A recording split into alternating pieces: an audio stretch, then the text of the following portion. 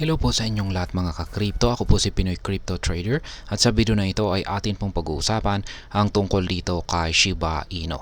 Kung saan ay ang Shiba Inu team ay naglabas na po ng kumpirmasyon na malapit na po nilang ilabas or i-launch ang Shiba Swap 2.0.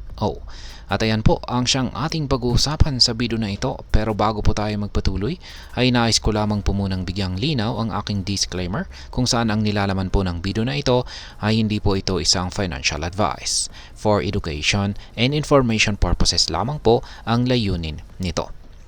Ayan, sa mga hindi po nakakalam ay ang Shiba Swap 2.0 ay ito po ang bagong bersyon ng Decentralized Exchange or DEX ni Shiba Inu kung saan ay meron po itong mga bagong features at mga improvements. In-announce po ng Shiba Swap team na ito ay kanilang ilalabas ng mas maaga kaysa sa inaasahan at ito naman po ay ikinatuwa ng buong community ni Shiba Inu. Ngayon ay ano nga ba ang Shiba Swap?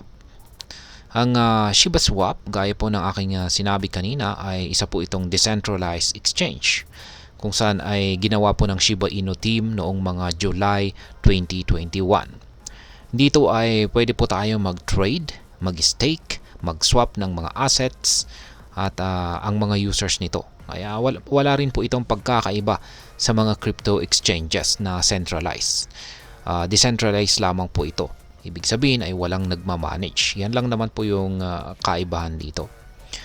Yan, originally itong si Shiba Swap ay ginawa sa Ethereum blockchain. Ngunit nag-migrate po ito kay Shibarium nitong May 15, 2024 na isang layer 2 scaling solution ni Shiba Inu. Ngayon ay ano nga ba ang mga bagong features ng Shiba Swap 2.0? Inaabangan po ng maraming investors ang Shiba Swap 2.0 dahil sa mga bagong features nito. Magkakaroon po ito ng mas pinahusay na security, user interface at isa pong dedicated crypto portal kung saan makikita po natin ang mga crypto related news, trends, stats at charts. Bukod pa rito ay magkakaroon ng mga bagong liquidity pools kay Shibarium na siyang magbibigay po ng mas magandang trading experience para sa mga users. Ngayon ay bakit mas mainam ang Shibarium? Ang Shibarium po kasi ay nagbibigay po ng cost efficiency at scalability kay Shiba Swap.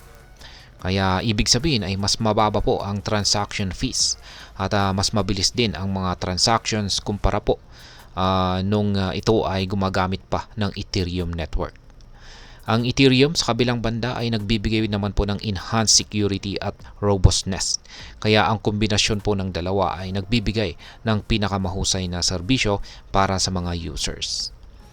Ngayon ay ano naman ang naging reaction ng community dito sa Shiba Swap 2.0 na ito.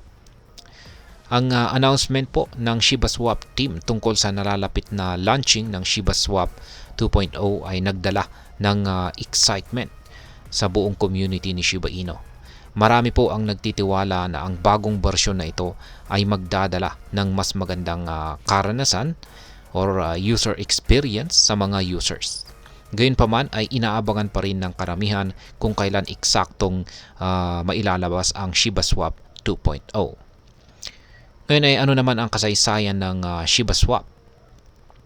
Mula po nung nailabas ang Shiba Swap nitong July 2021 ay mabilis itong nakilala sa mundo ng crypto. Meron po kasi itong trading volume na umaabot po sa $356,436 at may 24 na markets tulad po ng mga trading pairs na SHIB at Wrap Ethereum, Treat, SHIB at Bone Wrap Ethereum. Ayon sa DeFi-Llama, ang itong si Shiba Inu, Shiba Swap ang pinakamalaking decentralized finance protocol sa Shibarium kung saan ay meron itong total value lock or TVL na umaabot po sa $2.33 million mula sa $3.49 million TVL ng buong layer 2 blockchain. Ayan. Ngayon ay ano naman po ang aking masasabi tungkol dito.